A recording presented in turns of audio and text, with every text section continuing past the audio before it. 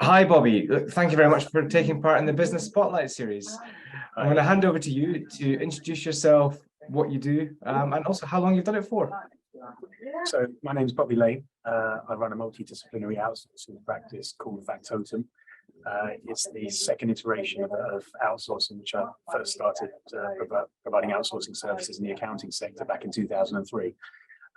Which I sold in 2017, and then set up the Factotum business back in 2020, about 3 weeks before lockdown, so perfectly timed. But this is now a multidisciplinary outsourcing offering for our clients, and we provide those services. Fantastic. And tell me a bit more about the kind of things that you do. Obviously, I've had a look on the website. There's quite a few different services. So tell me a bit more about that. So we've got sort of 5 key pillars that we offer to clients across multiple sectors and multiple industries and all different sizes of clients, really, from startups through to global brands. And those 5 areas are accounting, marketing, HR, IT, and talent acquisition or recruitment. In the old days, in my terminology, but now talent acquisition. But that sort of sits across all of the other core areas. And then we also offer sort of other services such as Forex, property search, insurance, and travel. But the core services are those 5. It's accounting, HR, IT, marketing, and talent acquisition. And if what I could see as well, you offer it to sort of businesses at different stage of their journey as well. Is there any in particular that are more popular at the moment? No, it's quite a diverse mix and cross-section of businesses of all shapes and sizes. We've got startup businesses who are coming to us saying, listen, I'm getting going, I kind of need a business in a box, so can you really help me with everything from my employment contracts to my website branding? I need my IT, my computer set up, my emails. I need an accounting system in place. So pretty much asking us to do everything and then run it ongoing. Through to global brands, we look after Vida Sassoon around Europe and in the UK. Look after their accounting function and their HR in the UK.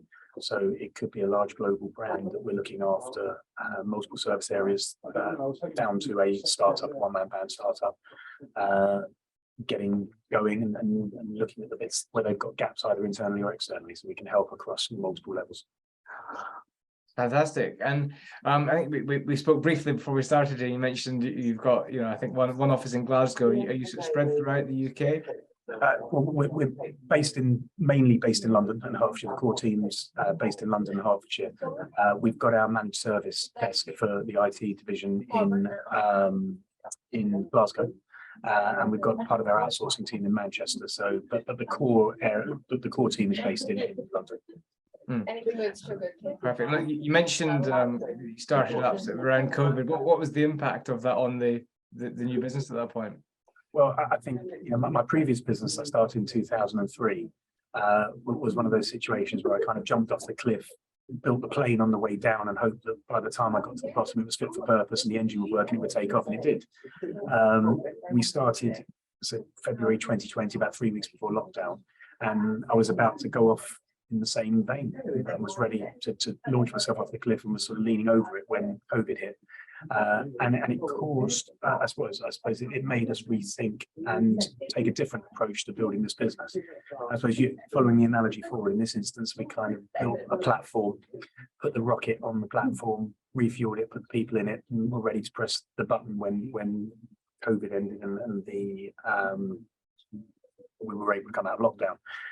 So it allowed us, I suppose it gave us the time to sit and think about the structure, the strategy, bring in the right team, put the right processes in place, and really think through the business and the model in terms of what we wanted to deliver, as opposed to just going off at 100 miles an hour and winning work. So it was a more controlled launch rather than a let's just go.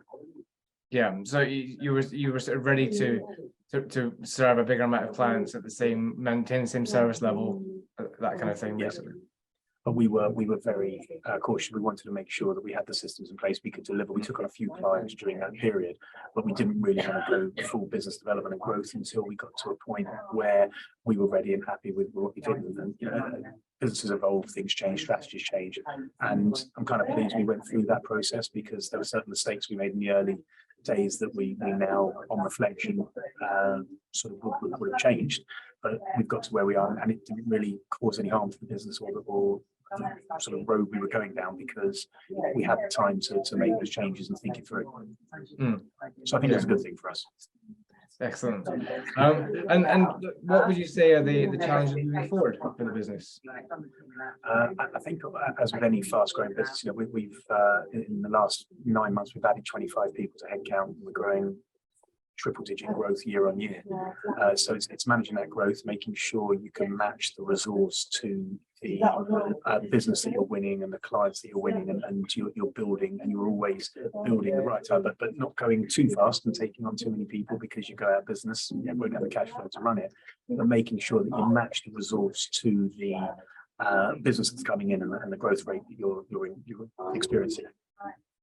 Yeah, it makes a lot of sense, and yeah, great growth going on there as well. So great to hear. I always like to hear about positive things happening in the current economy, because there's lots of that going on too. So thank you for that. And obviously you've been doing this for a while now as well. So what would you say is your biggest learning as a business owner?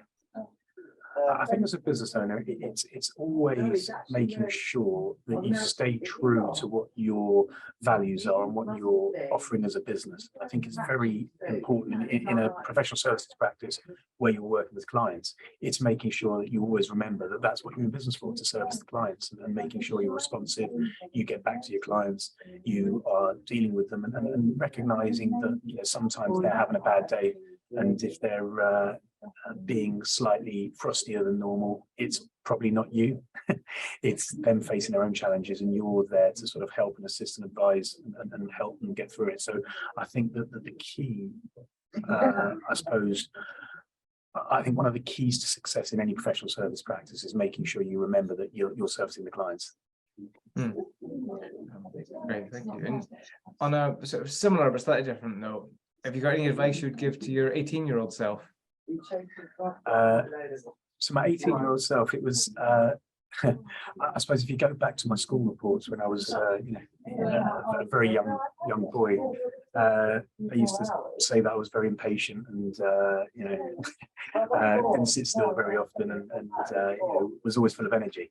I think it would be, things don't happen overnight. You've got to grow in a controlled manner, and don't be impatient. But I think telling myself at any stage of my career, any stage of my life, would still be a challenge, because I think you're hardwired a certain way, and it's very difficult to change. Yeah, you want to get results, and that's sort of something deep inside you. Absolutely. What I suppose similar to that, in terms of things that are inside you that inspire you. What inspires you at the moment? I think my team, really, because I'm very lucky, I suppose, over the last 2-3 years to have built an incredibly talented team of people who are a lot brighter than me, who are cleverer than me in certain areas, and I've always surrounded myself with people who can do a fantastic job, and with people that are really at the top of their game. So being able to build a team of people that inspire you on a daily basis, it makes it worthwhile coming to work. And when those sorts of people are in a room together, working together, it's an incredibly powerful setup, an incredibly powerful way of building a business. I think that the key is they're always surrounding yourself with people who can do things better than you can. Yeah, good advice there as well. And as a final thing, is there any sort of offer or any news you'd like to share with the audience? From our business? Yeah. As I said, we are sort of offering multi-service areas, and our business model is incredibly flexible. There's no tie-ins, notice periods. It's an incredibly flexible model. And if any of your listeners or any of your contacts are facing challenges within their business, either internally or externally, and have some gaps, give us a call, have a conversation with us. We're always happy to have a meeting on certain areas with one of the teams, whether it's marketing, HR, IT, accounting, whatever it may be, to see how we might be able to help a business. So also, if one of the biggest challenges businesses are facing at the moment is a skill shortage and finding the right people. So I've now got a fantastic talent acquisition team who are able to work across multiple industries at multiple levels. So if people are struggling, they're more than welcome to give us a call anytime. Brilliant. Thank you very much. And thank you very much for taking part. It's been great to find out more about what you do, more about yourself as well. So thank you for taking part in the series. Thank you very much for inviting me. Have a great day. You too. Thanks, Bobby. Cheers.